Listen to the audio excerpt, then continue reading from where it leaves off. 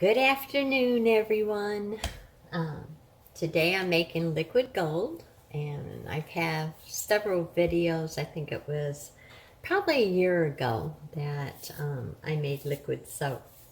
And you know me, I'm always experimenting and wanting to do different things. But this time, I don't know if I can, let's see if I can get you to see over there on the stove. Yeah, it's not going to be in a crock pot. It is going to be in a big pot because I am making 4 pounds of oil weight, and it will be the raw soap, I guess you could say. Let's see, what am I trying to say? Okay, let me get my notes. The raw soap or soap paste after I'm finished will be 6.5 pounds. And by the time that I dilute it, it will be, oh yeah, in here. It'll probably be a good 10 pounds. So what I use it for is my hand soap, and because it has glycerin in it, I tell you what, the way things are going anymore, and so many of us are just always in water washing our hands, it does not crack them and dry them out because of the glycerin. So I'm making Stinging Nettle soap, and I've had infused oils, and they're over here. Let me get you back over here. Yeah. They're over here getting warmed up in here. And then, let's see, right there. And this one right here is, I have aloe vera and, of course, glycerin. I did not have enough glycerin, or I would have got this stuff done real fast. But I didn't have enough glycerin, so that's going to be one of my number one shopping adventures, is getting more glycerin. I'm doing the dual lye, which is potassium hydroxide. This is what you use to make liquid gold, liquid soap. But, yep, I use 10% of the sodium hydroxide, which you make bar soap with. So that's why it's called the dual lye. And I have it in here. Look at how much there is there. That's why I'm not using a crock pot. And the sodium hydroxide is on top. And I get both of them from my favoriteest chemical place to get my lyes and other things is Bell Chemical out of Billings, Montana. I love their lye, the sodium hydroxide and the potassium hydroxide. So, since I have the sodium hydroxide, I was the last pour on this while I was measuring it out. When I pour in there, I don't want that to be, I want it to be mixed up, because we don't want stuff to volcano, which it might do anyways, and I will be running like mad. But we will try to control it and pour a little at a time. But I like to try to mix it up. So, the possibilities of the sodium hydroxide, you don't want to have like hot water or a hot liquid, that whatever you're going to put it in, to add that to, because, oh yeah, it's going to get hot anyways, but yeah, you're going to really have a volcano. So, I'm going to turn this one down a little bit more. That has my, the only reason why I'm heating it up, I should say, is because of the glycerin. I don't want it really too hot, but I want it to be fluid enough. So maybe I'll just turn that baby off and do just a little bit at a time. Now, I said before, you want to have a stainless steel shaft. You don't want to use a plastic stick blender because you know this hillbilly, yeah, she sure did melt one. And so I didn't do it again. Now, as we make liquid soap, you know that it takes sometimes quite a while for it to get to a trace, if you will, going through the stages of, you know, like applesauce, and then to mashed potato stage, and then all of a sudden, you know, it comes together and then you cook it. And I hope that this isn't all just beginners, so that you know what I'm talking about. And there is an old way of a lot of liquid soap makers, a little tidbit, if you will, a little secret is, and this is soap paste, and this is the same formula, my Stinging Nettle, and I put it in here because you can either dilute it, or I like to make sugar scrubs, salt scrubs, shaving cream, and that's why I do the stinger. Hang on just 1 minute.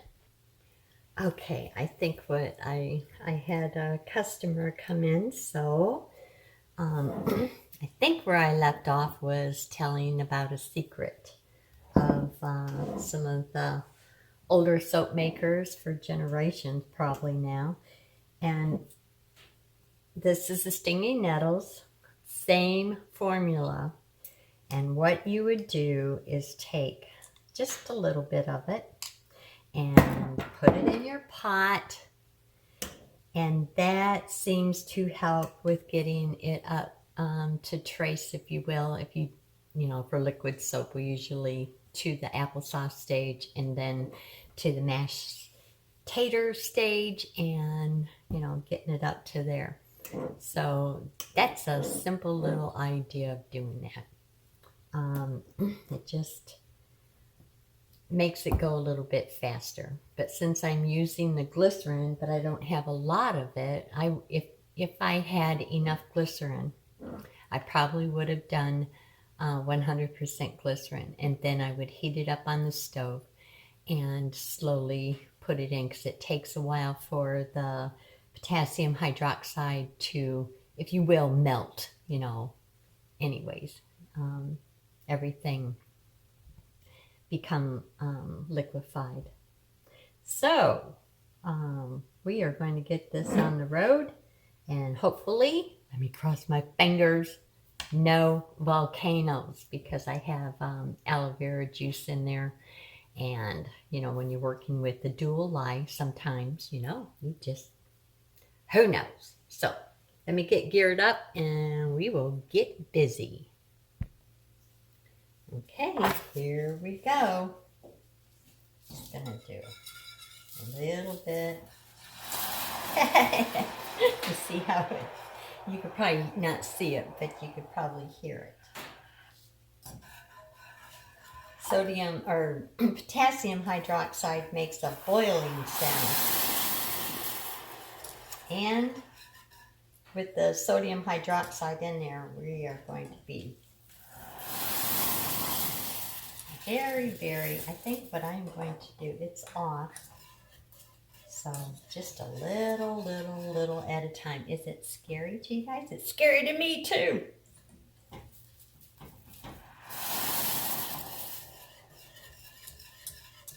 And since I have just a little bit of glycerin in there, I probably could have not heated it up. But that just gives you a little bit more, a little bit more knowledge. So, yes, if I would have done complete glycerin in here, I wouldn't be having this problem. So just keep that in mind. And as I always say, do as I say, not as I do. But the reason why it's doing that is because I heated it up because of the glycerin. And I have more of a percentage of the aloe vera juice in there. So, and you could get a bigger vessel to be doing this, but I am dangerous. And as we know that the lye will always be hot, just under boiling when we mix the water, any kind of water or liquid solution in it. So, yeah.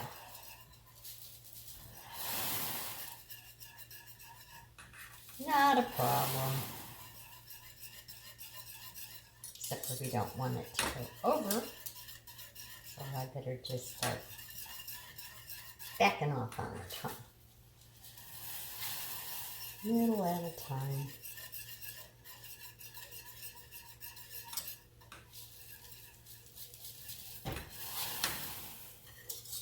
Okay, since I'm not making you guys so nervous, I'm gonna let it cool down just a little bit and then I will bring you back. Don't worry, I'll be careful. Okay, I'm bringing you back. I'm not finished yet, but I just wanted to let you hear that it's starting to settle down. And it's just because it was really hot and I had mostly aloe vera juice in it. So I will continue to do this and then we'll get on with the rest. I just forgot I had you on pause. Silly hillbilly. Anyways, okay. This is going to be on low over here. And I am going to bring you, yeah, I should do it right up on there. So let's do it. I think I don't want it to splash up on there, but maybe you can get a better picture of it. And I'm not going to, as I said before, use my stick blender because that's what's on. Maybe I'll just change it over here. Yeah. I don't want to over load my stick blender. Okay. I will bring you back because I am going to pause and try to take out since I'm trying to get used to this new editing app. I am going to stop this one and then I'll bring it back and then on another one and then I can cut out the stinking noise in here. All right, I think we'll see.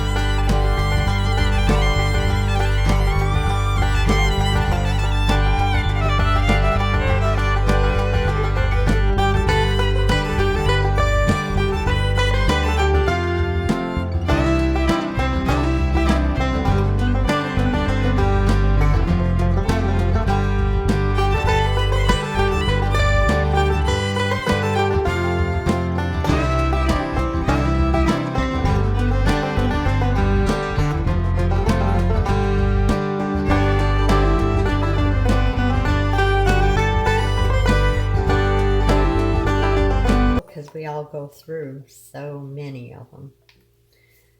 But you can see that it's trying to go through the applesauce stage, which to me, it is like, it's trying to, if you will, separate. So that's why it looks like that. And it's saying, Patty, what do you want me to do? What is this stuff? And then after the applesauce stage, it'll go to the mashed potato, and then it says, oh, I know what I'm supposed to do. Does that make sense? Yeah. So that's what it's doing when we say the applesauce stage. It is confused. As you can see, it's trying to, do a little separating, which is quite normal.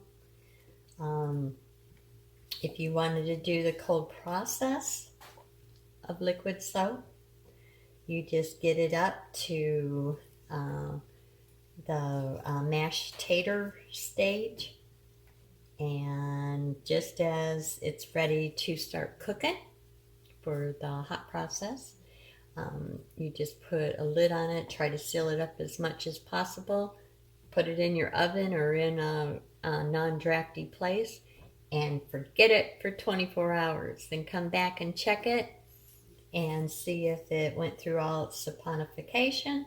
Voila, you have soap paste. So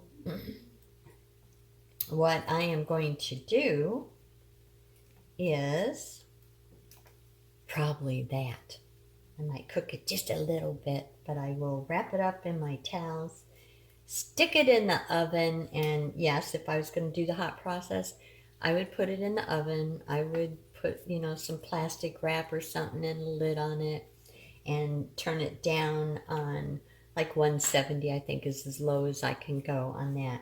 And then every 30 to 45 minutes, I would come in and I would stir it, and so that it doesn't poof up and volcano out of there.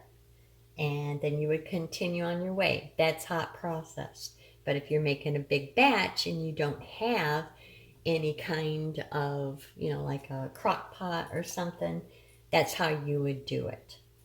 Or, and I've done this before, I have put it on low, made sure I put a lid on it, because you don't want evaporation. You don't want a really stiff, soap paste, unless you're gonna, dilute it later. It really wouldn't matter, but you still don't want all of the evaporation off in the liquid. And you can do it that way, but you better stay on it if you're going to put it on the stove, top stove. In the oven, in a crock pot, just put the timer on for 30, 45 minutes. Come back and stir it, and you can see that this is separated. See? It's saying, oh, what do you want me to do with it? But if you stir it, you can see that it is almost to the applesauce stage. That's what I wanted you to see. Now I'm going to stick blend it again, and then I will bring you back. And as you can see, I spared your noise of the stick blender, but yeah, applesauce. And applesauce stage, yep, it's separation. So you just want to, keep it stirred so that it makes up its mind and says, oh, I know what to do. And then we have the mashed tater stage.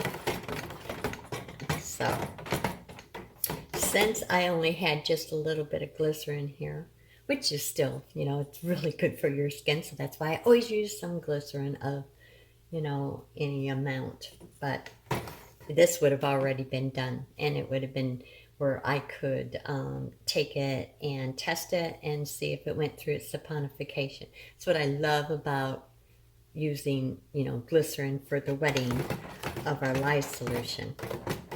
So this will speed it up just a little bit, and then adding the soap paste will help it. It still is not as much as if you just used a wetting solution of some sort without the glycerin or the soap paste. It would take a long, long time. Now, I know some liquid soap makers they get all the stuff in there and they stir it and then they put a lid on it and they set it aside. They don't do anything else to it until the next day. Then they will heat it up and then they would do the stink blend, and it wouldn't be nothing, you know, I mean, it would be just as fast as if you were using the wetting solution of glycerin. So there's all different kinds of ways to do this. I just happen to just love, you know, the liquid soap, natural liquid soap. I also love making the shower gel and stuff with the, you know, the mild surfactants and stuff. It's no biggie. But see how that is getting pretty thick, and that's the applesauce stage. See, it's sitting there going, oh, well, let's see what I can do. I love talking to myself, I guess. I am so silly. And my husband, Glenn, always says, you're a nutcase. And I said, yeah, but guess what? And he goes, what? I said, I'm a happy nut. Leave me alone. He just says, it's your world, Patty. So I hope this will get everybody involved that makes soap to get in there. If you never tried liquid soap, if you have, oh, I think I'm going to make some liquid soap again. I think it's kind of fun, you know, to make it up. I sell a lot of the liquid hand soap. You can make the kitchen soap, put a little bit of lemongrass in it. Oh my goodness. And it stays real thick. And yes, I have experimented and experimented with making liquid soap, and I have had some, it's like, oh my goodness, I had diluted it so that it would be clear. I add essential oil or fragrance to it and it turns nothing but liquid. How can I fix it? So I've had many of those experiments. So if any of you soap makers are interested and you want to know, you know, if you have that problem, then I can do a little series or a segment on, you know, how to thicken it up. There's all different types of ways. Yes, I think I've tried them all. Oh my goodness. But it is fun. So this is the applesauce stage. And yes, I have it on low so it's hot. And we will let it rest, let our stick blender rest, and then we'll see if it gets ready to understand what it's supposed to do. And then we'll go to the mashed tater stage. So we'll still get a little bit of separation as it's in this stage right here. So I will pause you and bring you back. Of course, you never know when I do that, right? It's only a couple of minutes. Well, putting that up, and then I'm going to use this little whisk. I wish I had my big one here, but I don't. So it is getting ready to do the mashed tater stage. Yay! See, it still didn't take us very long. Even with my yakking. Here we go.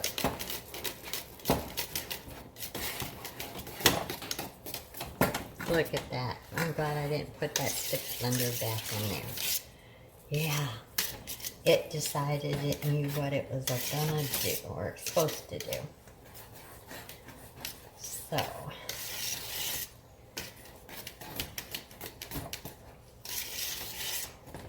yeah, see? That is doing really good. I'm gonna turn that off because that little bit of glycerin did help, and so did the soap paste, in my humble opinion. Alrighty, so now this is what I'm talking about, folks. And you can see it's starting to, you know, get clear glow about it. Usually it will be like a dull, you know, color. When it is finished, or should be, you will see that it looks a clear paste. So what I'm gonna do is cover it, and with electric stove I turned it off so it will stay a little bit warm, and then I'll clean up my messes, and you can put a towel on it and just stick it in the oven. If you don't have anything to check it with, a pH strip, or I like to use the phenol, you know that, then just put it in the oven overnight. But you want to put something on it, and you want to cover it up so that it keeps the moisture in there, so you don't have a really stiff paste. And that doesn't matter if you're going to dilute it. Does that make sense? Alrighty. I will get this prepared and in the oven, and then the next would be taking it out and diluting it. So I'll add it on to this long, video. Good morning, everyone. Well, I got that in the oven, and it set out overnight, and I will show you exactly testing it and getting it ready to be diluted. So I got it on top of the stove, and I'm getting ready to just warm it up a little bit. I'll put my play in and we'll get busy. Okay, while it warms up, I got it on low. What I test it with is, I call it just phenol, but it's phenolphythin. I don't know if I can get it there, but yes, you can even get it on Amazon, or you can use the test strips. So let's get a little bit in there. See, I just try to make a little indent. And then, make sure that's down pretty low. All right, just a little. And then we are going to get it.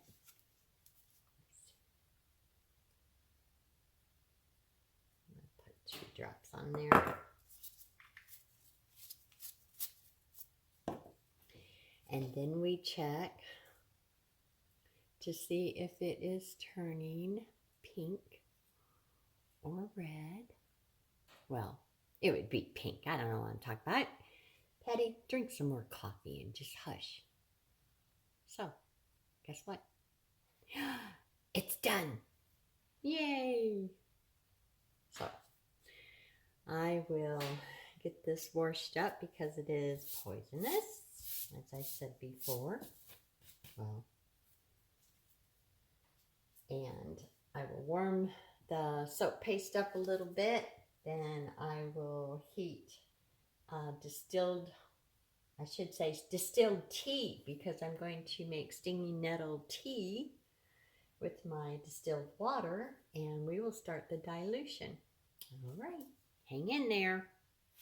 I won't bore you with all of getting this soap paste in my container. See how clear that is? That's on the bottom because it was warming up. So it's just dang cold in here. That's for sure.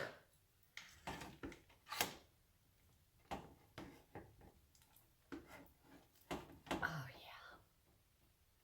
See? Now normally if you don't sell liquid soap, you wouldn't be making this big old batch. But if you do, now you know how to do a big batch instead of just in the crock pot. You want to take it on, which isn't nothing. See, it's very easy to come out once you warm up the bottom. And I'll be making my tea in this pot, of course.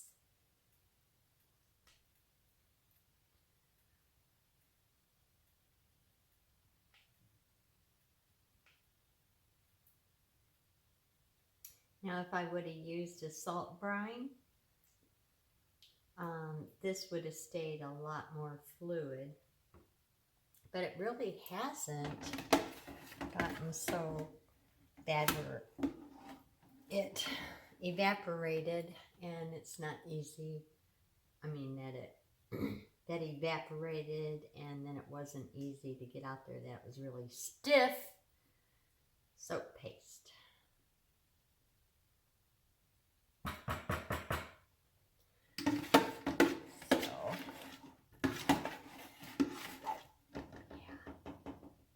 Makes it nice. And I know I'm not conventional, and there's a lot of books out there.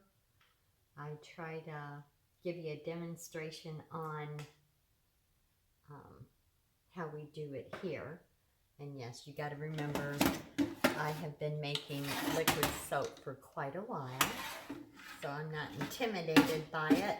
If it could go wrong, I've already experimented with it. I'm not giving you, this is just showing, you know, a demonstration on how we do it. I'm not giving you the, well, this certain formula. Just make your own. If you're interested, then you can email me, but it's no biggie. Just, you know, use a good soap calc and go for it. But this is such a big batch that I'm not going to write down you know, the percentages and stuff like that. Just to show you what this old daggum hillbilly does when it comes to making soap. And if we ever get out of 2020 and things go back to a good normal, I will be holding classes, so. But this is how we would be making it, but in a small batch, and I would go way into the details. But this is not the place on here. So, big batch. It's no big secret if you want, or, you know, want the formula, or if you email me. I'm sorry, I got allergies. I had a big old snowstorm. But, you know, I will be more than happy to share. It's not that I'm not doing it here. It's just, this is just a demonstration. Okay, so, got it in my pot. And yes, it is sterile, or I shouldn't say sterilized. It's sanitized. You can't sterilize unless you, yeah, well, we won't go through that either. So then I'm going to heat up, make some tea, I should say. And then I'll be using the pot, and I will bring you back when we do this. All right, distilled water. Yes, you know me and my craziness of when we make different things, but this is one of them that you use distilled water. I am going to put a whole gallon in there.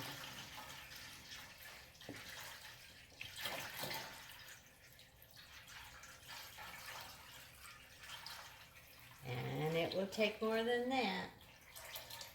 I should put 2 gallons in right now, but what the heck, huh? I'll just make the tea with it for right now.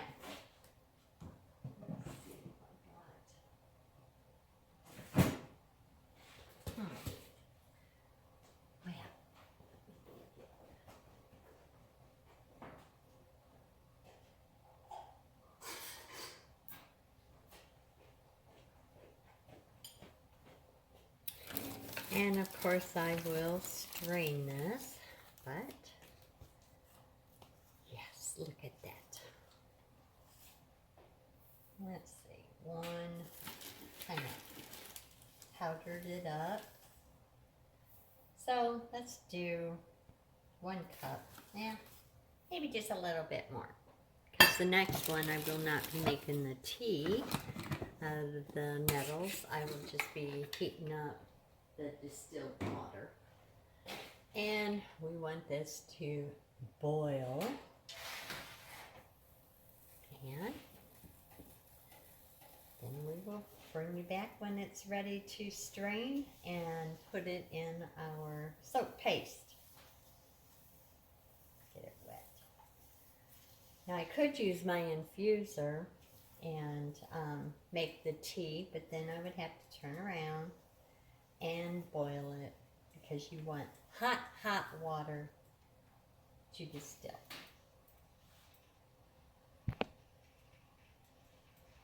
Whoops, I guess I didn't get it, huh? And as you can see, it's at a rolling boil. So, all right. Then I made this fancy dancy little strainer back into the jug. So we will get it strained. Okay. Whoops. Make sure this isn't going to slide down there.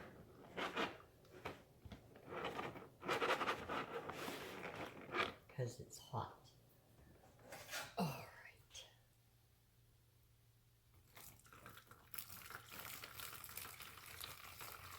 Well, I should save some of this tea so I can have me a cup. Trying to fall down in there.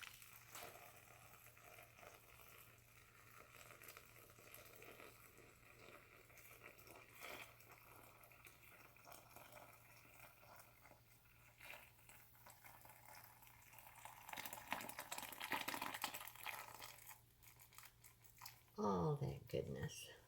Get out of there. All right. Good enough. Whoa, ho, ho. Look at that.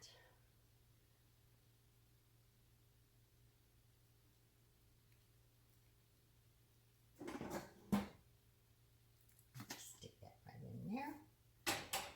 For later. Let me pause you and then I'll get you to see how I pour it in there. Okay.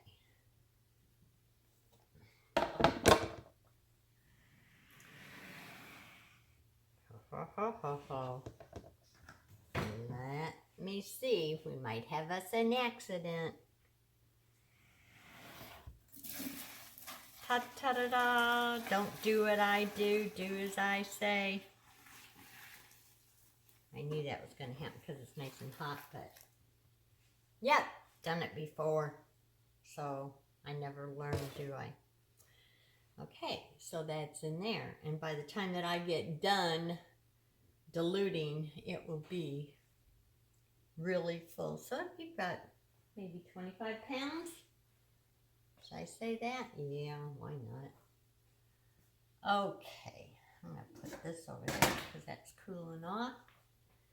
And then you just let it sit, but I'm going to wrap it in a blanket and let it do its thing. You want to try not to stir it, but try to break it into chunks a little bit so that it can do its thing. And I probably will be heating up the other gallon. Okay, I think that's pretty darn good. See when it warms up how nice it looks? Yeah, clear. Well, translucent, not clear. I don't know why I keep saying that, you guys.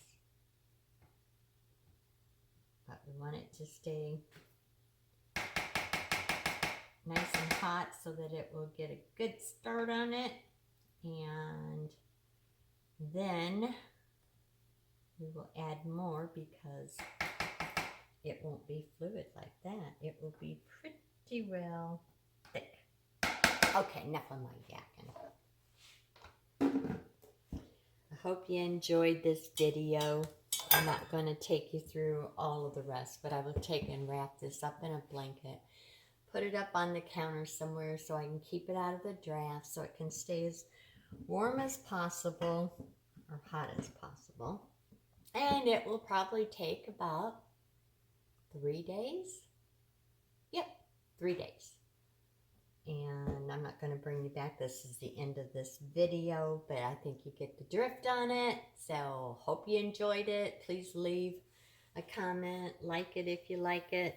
If you don't, you can give a thumbs down. That kind of counts too. So on any monetized channel. So everybody, stay out of trouble, and I will try too. Okay, remember, don't do as exactly like what I do. But I knew that was going to happen because I did it before. Just don't do it. Be safe. All right, love y'all. Bye-bye.